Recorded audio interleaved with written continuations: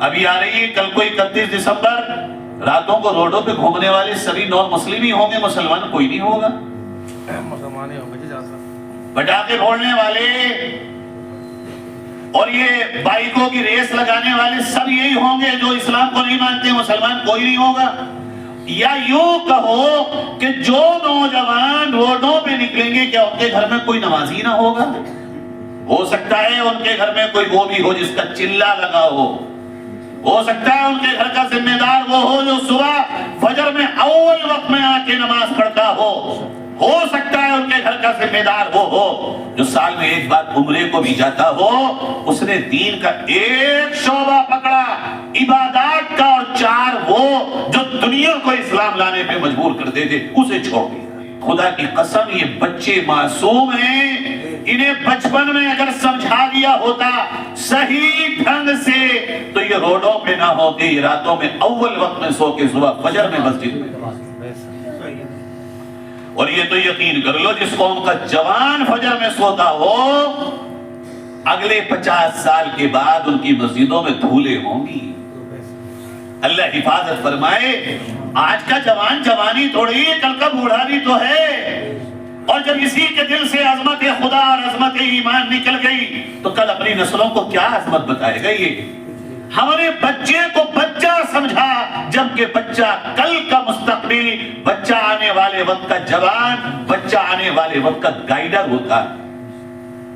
اپنے گھروں میں دینی مزاج لانے کی ضرورت ہے. مثلا کل 31 تاریخ ہے، ہم میں سے ہر ایک اپنے گھر میں بیٹھ جائے، بیٹھو سارے بیٹھو، بیوی تم بھی بیٹھو، بچوں تم بھی بیٹھو، ابا اماں تم بھی بیٹھو، سارے بیٹھ جاؤ. بیٹھنے کے بعد ایک انداز تو وہ ہے جو عام طور پہ آپ نے سنا ہوگا، بھئی کائی کی خوشی، کیسی خوشی، 1 سال زندگی کا کم ہو گیا. میں اس بات کو الگ انداز میں سمجھانے آیا ہوں. یہ بات مناسب نہیں ہے کہ ہم غم والی صفت دیں لوگوں کو کہ بھئی غم کرو، 1 سال تمہارا ختم ہو گیا، موت کے قریب ہو گئے. نہ، یہ طریقہ مناسب نہیں ہے. غم کرنے کا کوئی سبب تھوڑی دیا جائے گا، یہ تھوڑی کہا جائے گا غم مناؤ بیٹھ کر کے 1 سال کم ہو گیا. صحیح بات یہ ہے کہ 1 سال خیریت سے گزر گیا، اللہ کا شکر ادا کرو کہ اللہ نے بڑی آفات کوئی نہیں ڈالی اور خیریت سے میرے مالک اور پروردگار نے گزروا دیا. شکر ادا کرو.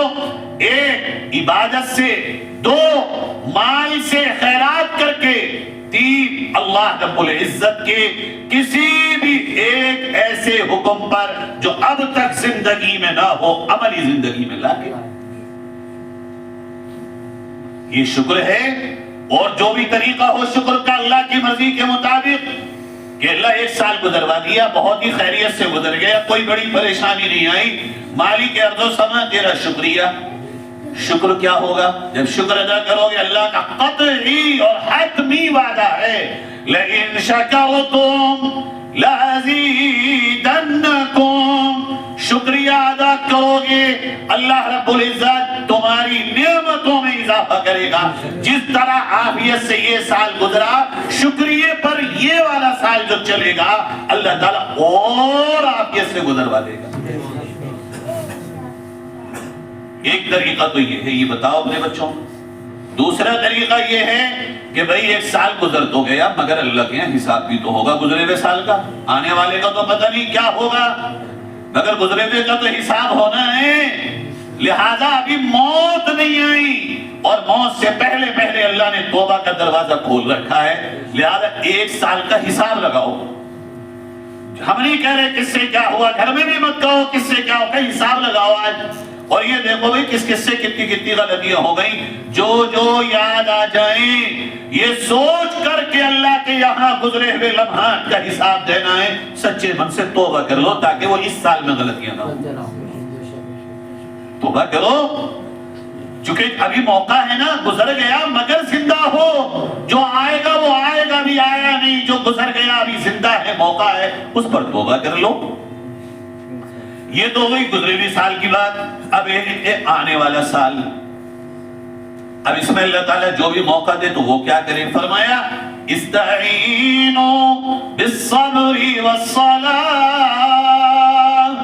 اللہ سے مدد مانگو صبر کے ذریعے اور نماز کے ذریعے. لہذا سال گزر گیا، یہ کوئی واجب اور فرض عمل نہیں ہے، یہ ہر روز کر سکتے ہو صبح اٹھ کر گزری ہوئی رات پہ، ہر دن کر سکتے ہو شام میں گزرے ہوئے دن پر، ہر ہفتے کر سکتے ہو گزرے ہوئے ہفتے پر، ہر مہینے کر سکتے ہو گزرے مہینے پر، یہاں تک کہ ہر گھنٹے کر سکتے ہو گزرے گھنٹے پر۔ اب ایک سال آئے گا، اب اللہ سے مدد مانگو، ایک تو صبر کرو، اتاولا پن مت کرو کہ بھئی یہ نہ، جو ہوگا اچھا ہوگا، جو ہمت ہے اس کے اعتبار سے چلتے رہو، اور اللہ سے مدد مانگو۔ اللہ ایک سال گزر گیا، کتنا باقی ہے یہ تو نہیں پتا، مگر جتنا باقی ہو سلامتی والا اور عافیت والا ہمیں وقت عطا کر دے، اس سے مانگ لو، اپنے گھر میں بتاؤ کہ بھئی، اور پہلی بات تو یہ کہ جنوری ہو یا محرم ہو دونوں ہی اللہ کے، یہ انگریز اور مسلمانوں کے مہینے نہیں ہیں۔ ارے جنوری میں جو دن ہے وہ انگریزوں نے بنائے، جنوری میں جو سورج نکلے گا وہ انگریزوں کے باپ نے پیدا کر دیا۔ فرق اتنا ہے، وہ حضرت عمر رضی اللہ عنہ نے شروع کیا، یہ دنیا کے کچھ اور انسانوں نے کیا، وقت بھی اللہ کا، دن بھی اللہ کے، مہینے بھی اللہ کے، تم جنوری کے علاوہ کوئی اور نام رکھو، خدا کی قسم دن و رات اس میں بھی اللہ کی۔ آنے والے سال کے لیے کچھ عزائم کرو کہ بھئی اس وقت امت کے حالات یہ ہیں، بچوں کو سمجھاؤ کہ دیکھو پوری دنیا میں امت مسلمہ کے بچوں حالات یہ ہیں، اب ان حالات میں ہو سکتا ہے، یہ میری بات کو دل پہ لکھ لیجئے گا جو میں اب کہنے چلا ہوں، بچوں سے کہو، ہمارے یہاں تو معیوب مانی گئی ہے یہ بات کہ بچوں سے یہ بات تو ہو ہی نہیں سکتی بھئی، ارے کرو یہ بات کہ بھئی ہو سکتا ہے میں باپ ہوں، میرا آخری سال ہو، تم بچے ہو سکتا ہے تمہارا آخری سال ہو سکتا ہے بچوں تمہارے کاندھوں پہ میرا جنازہ یا میرے کاندھوں پہ تمہارا جنازہ ہو، یہ ضروری نہیں ہے کہ باپ کا جنازہ بیٹے اٹھائیں گے، کتنی مرتبہ یہ بھی تو دیکھا باپ نے جوان بیٹوں کا جنازہ اٹھایا۔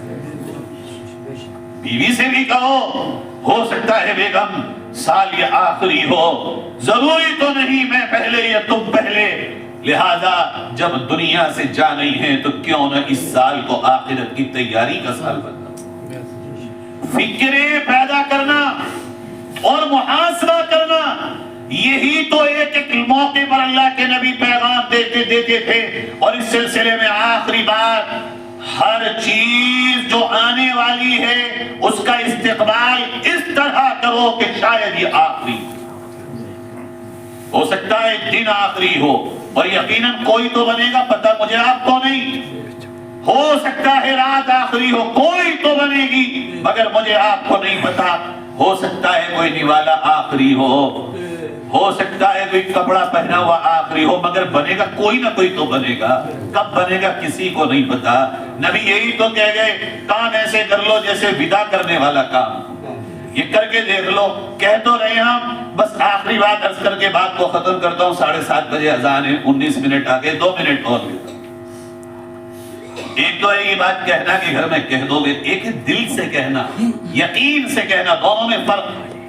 ایک ہم سب کہہ رہے ہیں مرنا ہے، مگر مرنے کا یقین اس کو ہوتا ہے میاں جس کو ڈاکٹر یہ کہہ دے کہ اب امید تمہاری ساری ختم، گھر چلے جاؤ خدمت کرو۔ اب اس کا انداز دیکھا ہے کبھی ایسے کا؟ یک دم بدل جاتا ہے، اس کو بھی بلاؤ، معافی کرا دو، جا رہا ہوں اللہ کے یہاں، چونکہ اب یقین بنا کہ اب موت آنی ہے، مرنا ہے مجھے، اب رو رہا اللہ معاف کر دے، اب تو تیرے پاس آ رہا ہوں، اب بیٹھا چیخ رہا اللہ معاف کر دے، چاچا کو بلاؤ، تاؤ کو بلاؤ، اس کو بلاؤ، اس کو بلاؤ۔ سچ بات یہ ہے یقین اگر پیدا ہو تو جیسے اس کا حال ہے ویسی ہر زندے کا، صحت مند کا، تندرست کا حال ہے، یہی حال بنانا ہے۔ پورے بیان کا خلاصہ یہ ہے، ایمان پر، توحید پر محنت کرو، بیان سکھانے کے لیے نہیں ہوتے، یہ ایسے ہے جیسے کوئی گاڑی چلنی ہے نا، ہری جھنڈی دکھائی، گاڑی چل گئی، چلانا خود کو ہے، بیٹھنا خود کو ہے۔ یہ 8 روزہ بیانوں کا صرف مفتی وقار صاحب نے یہی مقصد رکھا ہوگا کہ ہم نے 8 ہری جھنڈیاں مسجدوں میں دکھا دی، اب مسجد والے اپنی اپنی محنت شروع کریں، جو جتنا کرے گا اللہ کے ہاں اتنا پائے۔ چلو میں بھی آخر میں تشکیل کر لوں، کرتے ہیں بھائی ارادہ کرنے کا انشاءاللہ، کیا کرنے کا؟ سب سے پہلا کام توحید کو سیکھنا، توحید کو سیکھنا، گھر گھر میں توحید کا درس عام کرنا، اللہ پر یقین کی محنت کرنا، عملی محنت، دعوت عملی، اس کی محنت کرنا۔ نمبر 2، دین پہ ہمیشہ آگے بڑھنے پہ نظر رکھنا، جہاں پہنچ چکے ہو صرف وہاں مطمئن نہ ہونا، آگے کی طرف نگاہ رکھنا ہے۔ نمبر 3، دنیا کے معاملے میں اپنے سے نیچے کی طرف دیکھ کے مطمئن رہنا، اللہ تیرا کرم۔ میں قسم کھا کے یہ بات کہہ رہا ہوں حدیث کی روشنی میں، جو روزی اور مال و دولت اللہ نے جس بندے کے نصیب میں لکھ دیا ہے، اس کو حاصل کرنے سے پہلے وہ مر نہیں سکتا، اور جو نہیں لکھا دیواروں میں سر مار لو، مگر اس کی قسمت میں نہیں آئے گا۔ محنت کرو، ضروری ہے۔ اللہ تعالیٰ نے محنت ہمارے لیے تدبیر کے طور پہ رکھی، مگر باولے اور اتاولوں کی طرح ہے۔ دنیا میں نیچے کی طرف دیکھیں۔ اور چوتھی بات اور آخری بات، اپنی زندگی کے ہر عمل میں آخرت کو سامنے رکھ کر عمل کرنا، یہ یقین، یہ اس طرح اپنے خیالات کو بنانا۔ ہو سکتا ہے آخری ہو، جھوٹے جھوٹے کرتے رہو، بناوٹ میں کرتے رہو، نہ آئے دل میں خیال، ایک دن اللہ اس کرنے کی محنت سے حقیقت میں تبدیل کرتا ہے۔ اللہ تعالیٰ ہم سب کو کہنے سننے کے مطابق عمل کی توفیق نصیب فرمائے۔